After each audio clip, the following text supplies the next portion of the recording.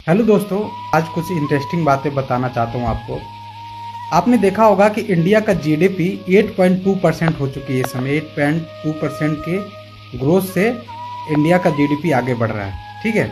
लेकिन आज का एक आर्टिकल द हिंदू में छपा, जिसमें यह कहा गया, आईएमएफ द्वारा यह कहा गया, आईएमएफ इंटरनेशनल मॉनेटरिंग फंड, उसका मानना यह है कि इंडिया अपने डाटा के साथ कुछ छेड़छाड़ कर रहा है। जो डाटा इंडिया पब्लिश कर रहा है अपनी इकोनॉमी को लेकर, उसके साथ छेड़खानी हो रही है। आईएमएफ के अकॉर्डिंग इंडिया का जो जीडीपी ग्रोथ है वो 6.6 होनी चाहिए या 6.2 होनी चाहिए।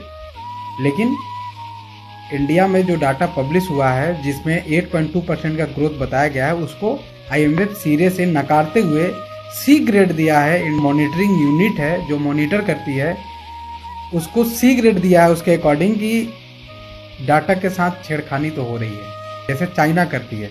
चाइना के भी रियल का जो डाटा होता है वो पब्लिश नहीं होता है, लेकिन चाइना और इंडिया में बहुत अंतर है।